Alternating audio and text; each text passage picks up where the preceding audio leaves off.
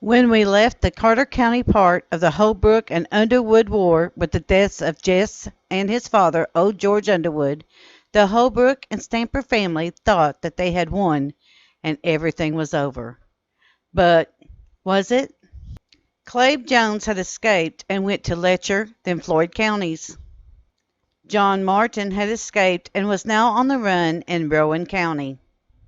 This section of the story deals with what happened to John Martin and the actions he took that reignited a war. There would be 20 people that would die during this conflict, including the rest of the men in the Underwood family, and 16 were wounded. The end of the Rowan County War ends the Holbrook Underwood feud. However, a new family would spring up because of it. In a future story of the feuding families, we will get into the Tolliver, Humphrey, and Logan feuds. All aboard the Kentucky-Tennessee Living Time Machine! Please fasten your seatbelts and keep your arms and legs inside of the vehicle at all times. But to get going, we need your help. We still need to fire up the time machine to transport us. Please help us by clicking on the like, subscribe, and bell notification buttons down below. Not only does this fire up the time machine, but it convinces YouTube that we need a bigger time machine to reach more people who love history as much as you do. Now, back to our story. The arrest and trial of the Holbrooks. 12 men would face a jury for the shooting and wounding with the intent to kill of George W. Ole George and his son, George Lewis Underwood. This is the story that was found in the July 20th, 1877 newspaper, the Hickman Courier, from Hickman, Kentucky. The trial was held in a vacant house at the foot of Garvin Hill, near Upper Tygart Bridge. The area was guarded by the Covington Light Guards to make sure that there was no attack or planned escape of the 12 men who were brought to trial. Although the yard of the vacant house was filled with Holbrook's family, inside the house was James Wilson, John, and Ole George Holbrook. On the prosecution side was Squire, Mockabee, Coutts, and Henderson, along with the county attorney for the state of Kentucky. The Holbrooks were represented by defense attorney James D. Jones. A motion to have a change of venue was proposed and granted to the defense, and the trial was moved to Pleasant Valley, which was located 9 miles west of Grayson, Kentucky. Even though the excitement of the upcoming trial was starting to wane, there was still anticipated trouble over the matter. A fight did indeed break out over the change of venue, and the Underwoods had to escape for their lives into the woods. Nothing came of this trial because of the violence and later deaths of Ole George and his son, George Lewis Underwood. John Martin moves to Rowan County and trouble begins. According to the July 1885 newspaper, the semi-weekly South Kentuckian, John Martin moved to a little village in Kentucky named Liking City. Near this location at Possum Ridge, John Martin set up a moonshine distillery and headquarters. His life there was not a peaceful one. He was arrested several times for the production of and distribution of illegal whiskey. However, even though he went to trial for each of these offenses, he always escaped with an acquittal and never having to pay any penalty for the matter. According to the same paper, quote, Martin is the son of a respectable farmer, and he was a one-time clerk of Rowan County Court and the proprietor of a large store at Moorhead, the county seat. Early in 1877, Martin fell into some bad company, and in a few months, gambling debts from playing cards compelled him to give up his store. Soon after his failure in business, he was accused of falsifying and mutilating the records of the county court, in the interest of a rising politician who was known to be his friend. And, the fact being pretty well established, he was defeated for the office at the next election. Death of Coleman or Solomon Bradley. According to the Rowan County War Wikipedia page, Martin was a Republican running against a Democrat named Floyd Tolliver, both from the Underwood faction. On the election day of August 1884, both men had a huge disagreement. Tolliver wounded Martin while killing Martin's friend Solomon Bradley. According to the semi-weekly South Kentuckian dated May 16, 1885, this conflict happened differently. Quote, the circumstances leading to the condition of affairs took a start from the murder of Coleman Bradley in an election row in Moorhead. Last August he engaged in a fight with John Martin and F. M. Tolliver of Farmer's Station. Both were charged with complicity in the murder and were under bonds to answer. Unquote. According to the Wikipedia page, before the matter could be settled in court, the following December, Tolliver and Martin had both been drinking and came across each other. Martin reached into his coat, pulled out his pistol, and shot Tolliver. Before Tolliver died, his last words were, quote, remember what you swore to do. You said you would kill him. Keep your word. Unquote. According to the semi-weekly South Kentuckian dated May 16, 1885, quote, after this, the murder of Bradley, they were not on friendly terms, and when, on Tuesday of last week, they met in Moorhead, Tolliver asked Martin to drink with him, and the latter drew a pistol and shot him dead. The feeling was high against Martin, and the next day he was removed to Winchester for safekeeping. Unquote.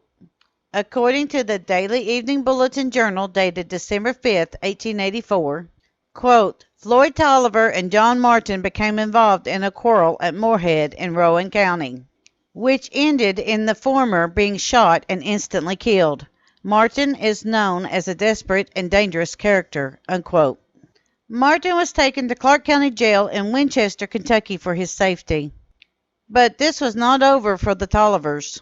Floyd Tolliver's brother, Craig, took matters into his own hands and killed two cousins of Martin and one of his supporters, D. B. Logan. This action reopened the war between the Underwoods and the Holbrooks. Death of John Martin. Supporters of Tolliver put in a forged request to have Martin moved from Clark County Jail back to Moorhead. Martin and his wife boarded the train.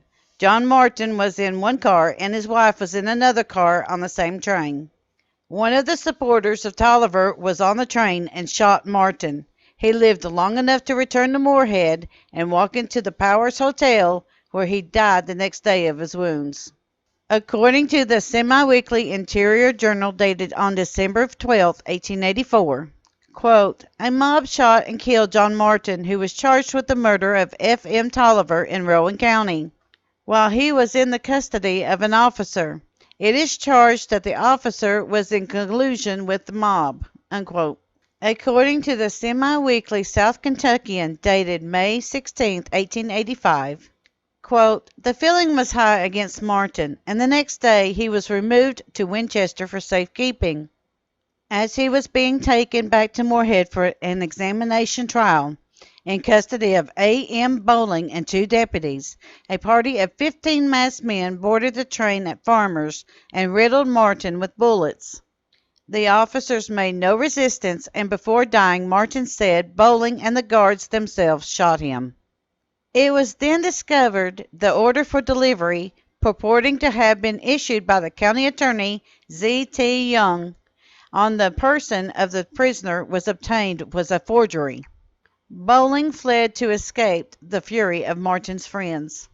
The county attorney is missing, and threats of dire vengeance made against him were made by Martin's friends.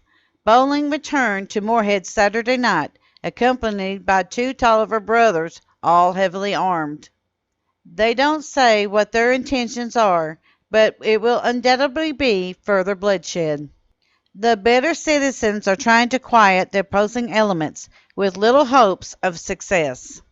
This was the state of affairs given in Saturday's papers, and it is more than probable that there was a bloody fight Sunday, as the friends of each side had armed themselves and organized for the battle. Unquote. According to the Daily Evening Bulletin dated December 22, 1884, quote, at last accounts everything was quiet at Moorhead, but trouble was expected at any moment.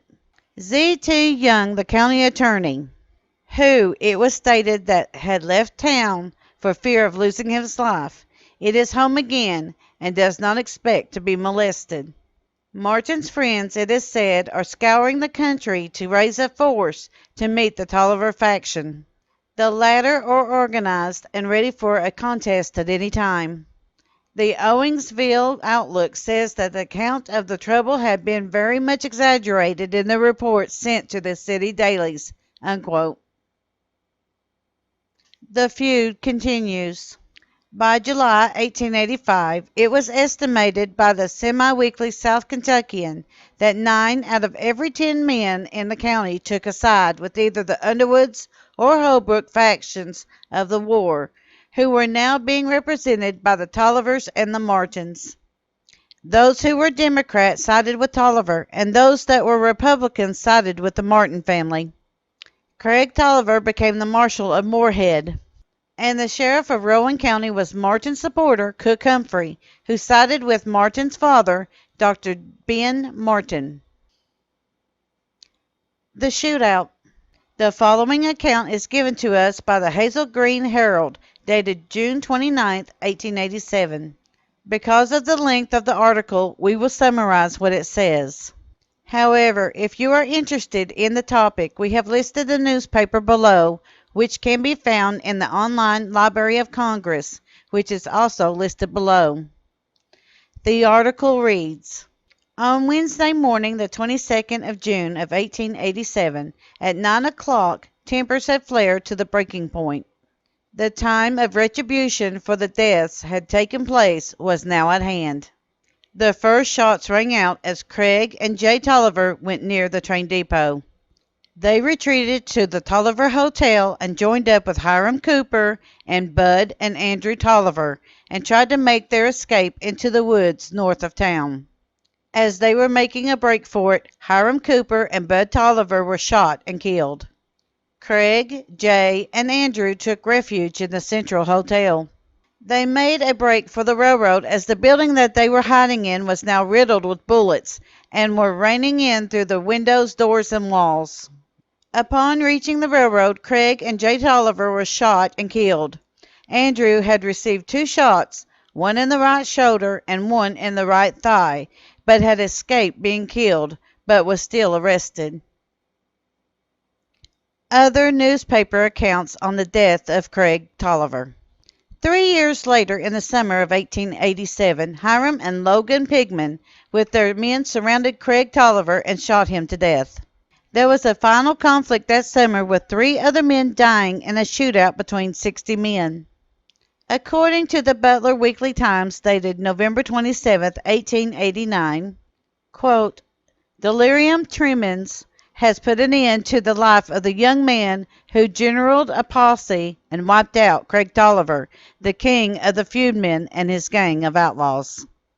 In turn, his life that brought a violent death is inexplicable to those who knew his bravery, his good citizenship, and those reasons teaches him that the examination of King Craig and his gang was written in the lines of justice and demanded by self-production. A dozen bullets from the Winchester rifles pierced Craig Tolliver before he surrendered to the men or death, and the 12th from the rifle of Hiram Pigman, commander of the attacking party, had brought him down dead. Unquote. Aftermath.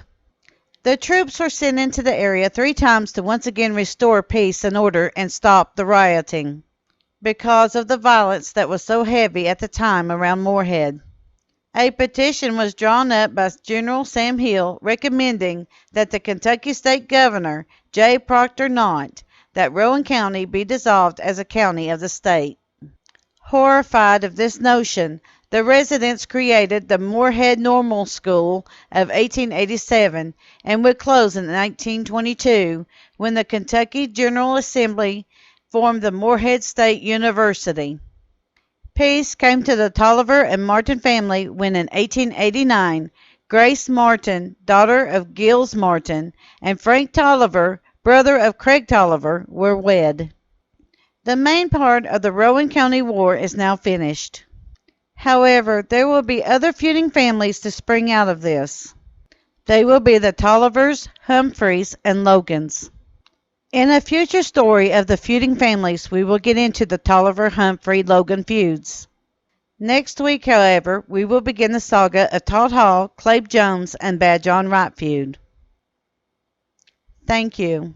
We at Kentucky Tennessee Living would like to thank you for watching our video series on the Appalachian feuds. Don't forget to hit that like button, as the more likes we receive, the more likely YouTube is to suggest our videos to other viewers. Also, to receive notice when we upload a new video, be sure to subscribe and click the bell notification button. We thank you for continuing to support Kentucky Tennessee Living as we are discovering the mysteries of Appalachian history.